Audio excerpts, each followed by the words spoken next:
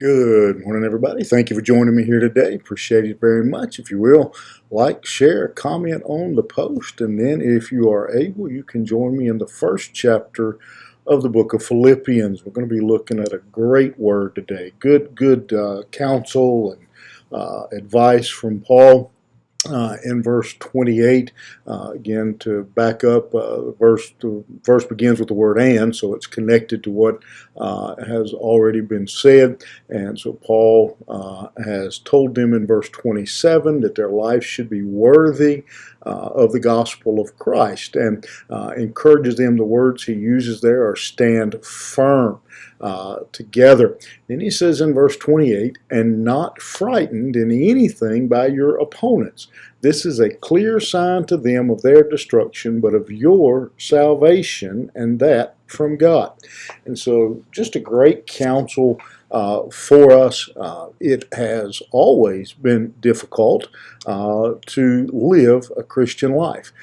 I'm sure that sometimes have been more difficult than others, but it's never been easy. So living for Christ has always been a challenge. There's always been persecution attached to it, at least somewhere in the world right now. There are people risking their life to be a follower of Jesus Christ. And so people in our immoral, in our rotten, corrupt world, people oppose someone who stands for Jesus Christ. And Paul says in that kind of world that we should have courage, that we should be brave, that we are not to be afraid of anything that may come against us. We're not to fear our opposition, and that courage is an important piece. It is an important part of our gospel witness. Ordinarily, when we talk about witnessing, we talk about going next door, maybe, and knocking on the door of a neighbor or someone, talking to someone out in public and asking them about their relationship with Christ, and then explaining to them how they can be saved. Here Paul says, while that is important, he said our courage is an important piece of that witness. And there are several things that come out of it. He says when we stand courageous, when we are brave in our faith, it reminds them, it shows that the world, the corrupt, lost world, is bound for destruction. But then the most important thing he says, but of your salvation, and that from God.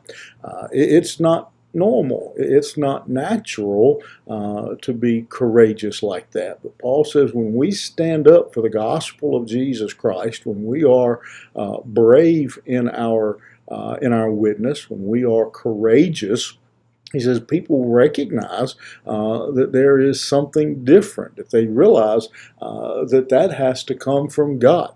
Much like we see with a number of saints in the Bible, when we see that people says that they could see that they had been with Jesus, that they knew there was something different about them. When we have the courage to stand up for our faith, when we have the courage to represent Him well, then he says the world takes note of that. They may not want to admit it. They may not get on television and tell it. But our friends and family and co-workers take notice of the difference in us when we have courage in the face of opposition. We, for the most part, most of the people I know, most of the people I'm going to be speaking to through this medium are not living in those areas. There are people today, there are people in Muslim countries who, if they go home and tell their family they've accepted Christ, they will be dead before dark. But most of my audience doesn't live like that. We live where we might be ridiculed or laughed at. But whatever the circumstance, Paul says, be courageous. Don't let anybody back you down. Don't let anybody cause you to waver in your faith. And like the old hymn says, stand up for Jesus. You think about it. Have a good day. We'll see you here tomorrow morning.